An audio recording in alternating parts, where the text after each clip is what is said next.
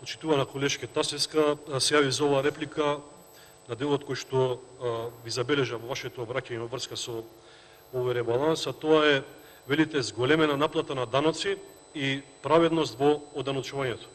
Би ве прашал дали е праведно да се оданочуваат само оние кои што ги почитуваат законите. Дали е нормално да се врши државен терор само на добрите плаќачи на данокот во Македонија? Што направивте вие како партија и како влада во овие 4 години за сузбивањето на сивата економија, на црната економија во Република Македонија?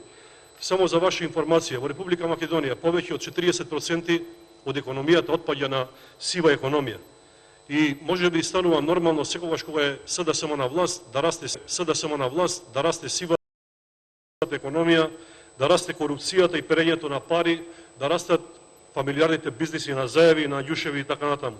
И додека на црно нерегистрирани фирми во Република Македонија не плаќаат ниту денар во буџетот, семејни фирми се затвораат затоа што немаат никаква поддршка од државата. Само за ваша информација, повеќе од 6300 компании за една година ги затворија своите бизниси. Повеќе од 50.000 луѓе останаа без работа. А вие денеска зборувате за праведно оданочување. И верувајте дека ако го погледнете ребалансот, ги намаливте субвенциите за приватните предпријатија, а ги зголемивте субвенциите на јавните предпријатија. Тоа значи дека вашата партија не е пазарно ориентирана, дека ги помага оние директори кои што имаат загуби и кои што работат криминално, а не води внимание за добрите плаќачи на данок и на оние на кои што навистина им е потребна помош.